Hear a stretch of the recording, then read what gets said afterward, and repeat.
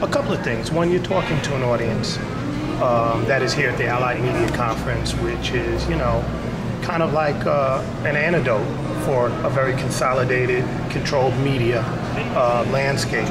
You're also talking to a lot of people in the Bay Area, which is known for its indie scene, and it's, people pride itself like we made it on our own.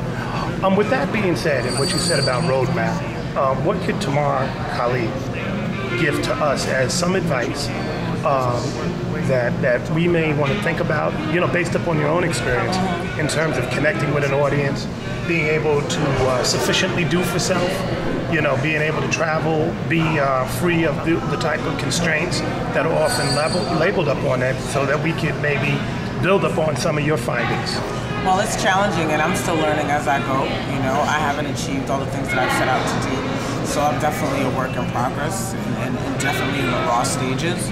But one thing I do know is true is that planning is important, and a lot of times as artists we confuse our passion with planning, and it's not just wanting it real bad, it's being prepared. Like, you need to think about it, figure out how you want to go about it, and assemble a team, And when I was talking about not owing anybody, it was more about not having anyone own you, you know what I mean? Because you definitely are appreciative to your community, and when you're working on an independent level, it's that community love and support of each other that's going to get you to the next level, and I definitely have that spirit. Like, when I work with someone, I want my people to be good too. Like, I'm good. It's not like oh, I'm gonna get to where I'm going, and oh well, you know what I'm saying? Like, there's definitely folks that are connected to me, and when I love something, I'm gonna talk about it. Like what you were talking about, Gene and Invincible, that's amazing. That means so much to me because I go up for them, and I'm running my mouth about them all the time too.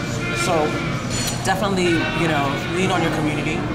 It's definitely important, but have a game plan, and you can't freestyle your way. No, well, I mean, you could, but it makes it a lot more difficult. It's really important not to confuse that passion for your art to think that that's experience or planning, because that's what happens. You get caught up, and you're like, I'm gonna do this. I'm going so hard, and you'll just spin yourself out. So it's good to have a plan of some sort, or just at least have an outline idea of what you're gonna do. What about social media, MySpace, YouTube, all that? Do those become part of your repertoire, and are you using those? They definitely are, but I think that it's important to have dialogue with other people who are using it as well as your fans, to really figure things out, because what's happening right now with technology and these social networks is that there are a lot of people that entertain an identity online that they don't in the physical world. So, out of however many friends you have, if you're not like hitting the road hard, and if you aren't having physical interactions with these fans in some form, that can be an issue, because people are looking for these platforms to take them to the next level, but sometimes it's someone who might not even get out their house. So you've got to be able to kind of discern who you're marketing to in that regard, and if it's worth it, and know what platforms work best for the type of people who are really looking to find new artists, buy their music, and go to their shows, as opposed to take a cool picture of themselves and never leave their house. I want to talk to you about music now.